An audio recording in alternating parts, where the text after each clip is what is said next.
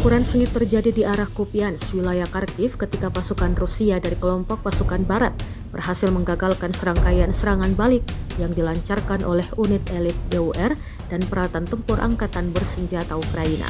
Rekamannya diunggah di Telegram pada Kamis 10 April 2025. Dalam operasi tempur tersebut, pasukan pengawal Rusia menggunakan amunisi presisi tinggi dan drone serang TT-40 untuk menghadapi militer Ukraina. Hasilnya, infanteri Ukraina mengalami kerugian besar, sementara sejumlah kendaraan militer mereka dihancurkan secara total, tanpa kobaran api akibat serangan amunisi Rusia menghabisi target tersebut.